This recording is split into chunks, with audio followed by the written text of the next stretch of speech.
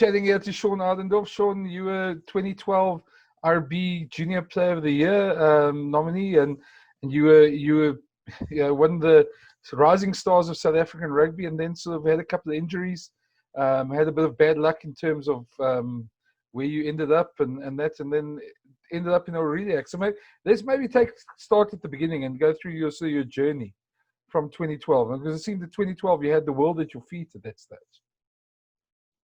Yeah, it was definitely a big highlight in my career so far.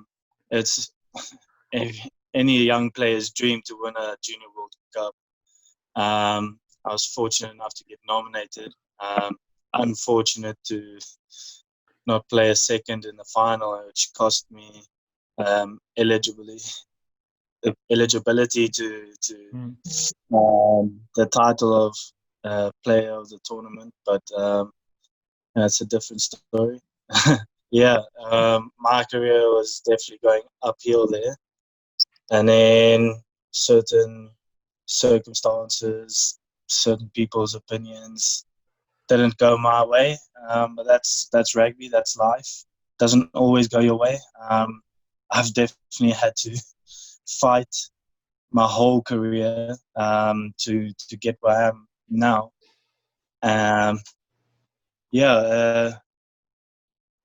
It's definitely taught me a lot more than most people would get in their careers.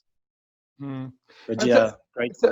Take us maybe through some of those disappointments. I know you probably don't want to go through to obviously mention names because it's in the past, but I mean, you missed out on sort of squads and selection, and it seemed that the Bulls, your career wasn't going anywhere, if I can put it that way, bluntly.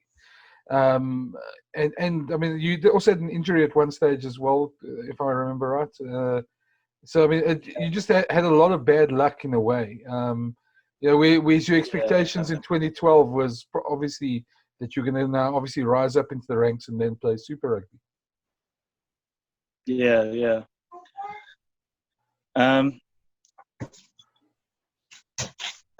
Sorry, kids walking in. No worries.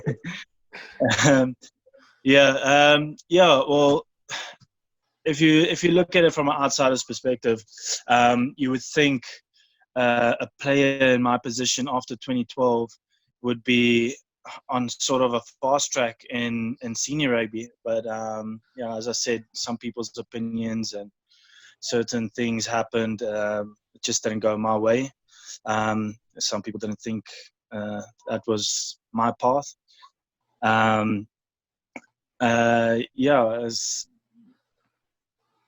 It was a difficult time for me personally. Mentally, I struggled very badly. But yeah, it just means I've had to take a longer route to where I wanted to be. Maybe take us that point where you decided to go to Aurillac, because I know a lot of players, saying to go play in France is one thing, but playing in Pro D2 is probably not where a lot of guys want to see themselves. They probably hold out for something better, and obviously at that stage, it looked like in South Africa you probably were hitting a dead end.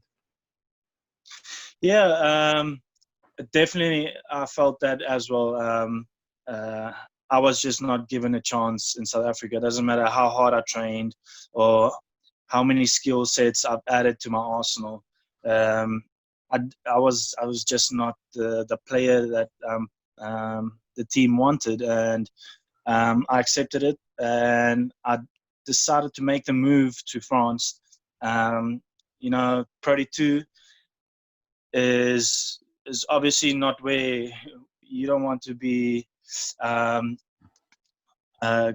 to another country and then going into a tournament like PROD2 where it's so different to the places I've played at, and I took the challenge, and I've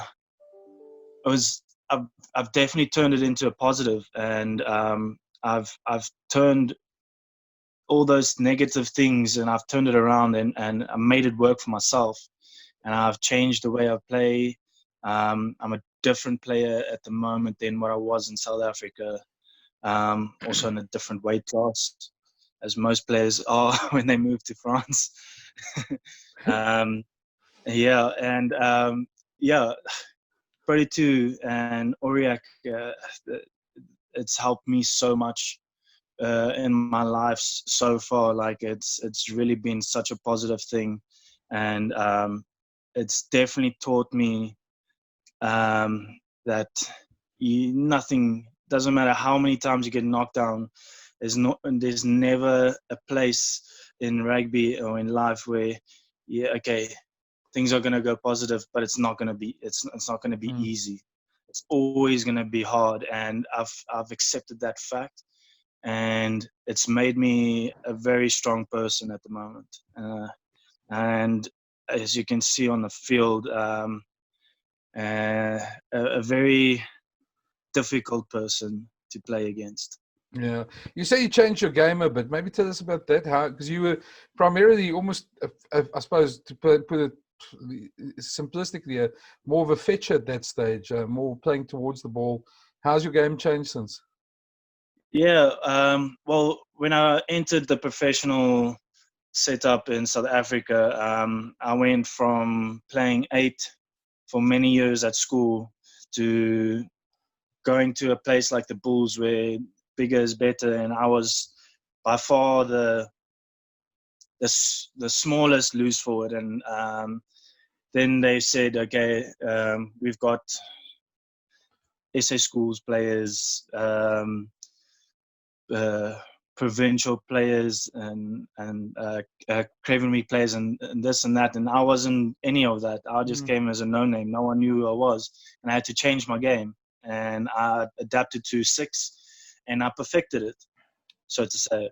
I did really well, and then obviously, then the rest of my career in South Africa, I was just labelled as a fetcher.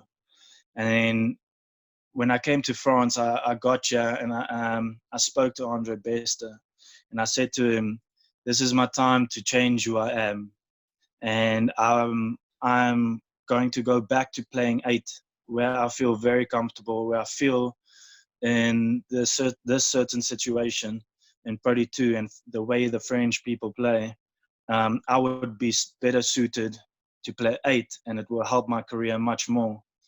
So I went back to playing 8. Adapted very well, very quickly, and so whereas in South Africa I was more of a defensive player, and in France now I've taken my defensive part and I've added a whole new range of attacking to it, and now I'm like one of the best attacking players in PROD2. So. You're saying your dad taught you also. I mean, you're talking about fighting, and you're saying your dad taught you obviously how to fight till the end. And I know you from speaking to guys like Warren Whiteley, your dad was quite a huge influence in his career as well at that stage. Maybe talk a bit about that. Well, my dad comes from a boxing background, fighting his whole life, and he is not one of the tallest guys in the world. He's even shorter than me. So even in his weight division, he was always like the smallest. He never had the reach and stuff like that. So he would always get knocked, and he would honestly say he would never be the best fighter, but he would be the most mentally strong fighter, and always fight till the end, like until it's really done. And that's what got him through his career in boxing. And he's changed that mentality, obviously, because me and my brother were so good at rugby, and he was a rugby coach as well. He's changed that mentality into our rugby, and there's you can't beat a guy that is not willing to stay down. Yeah, I hear from your agent and that. I mean, you've had a great season there at the Aurillac. And I know he's a bit biased. He says you're the best flanker there, 8th man in the Pro D2, and that's obviously led now to this contract with Northampton, and obviously a chance to move back into top flight rugby and to show what you can do.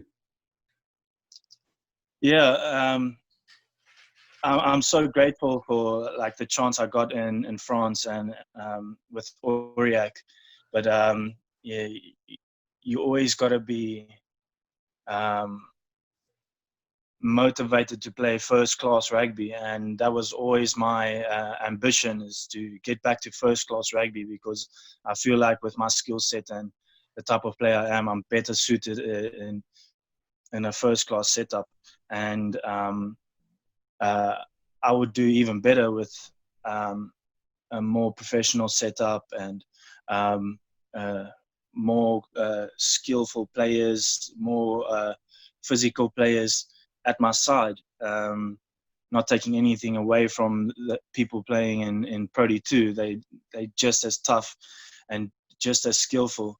I would think I feel like I can do much better in a first division tournament like the Premiership, where the game is faster and there's a lot more players that can complement my skill set.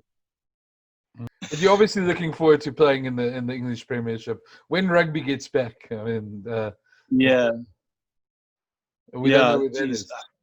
is. I mean, yeah, that's another factor on its own.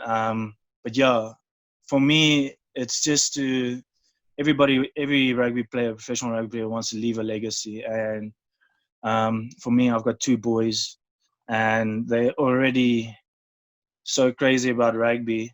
Um, I want to be able to, for them to be like, okay, yeah, that's my dad. You know, my dad is playing Premiership and first division rugby, and he's doing really, really well, and he's a legend within his right. You know, I want my kids to be able to talk about me like that, and I have to do as much as I can. You know, nobody wants to be like, oh, damn, yeah, my dad was just a rugby player, but they don't want to mention anything else about him. So that's my goal, is to do as much as I can for my kids to be like, wow, my dad was an amazing rugby player, and then they will follow in my footsteps, you know, and then I will take it from there and make the the next generation of rugby players.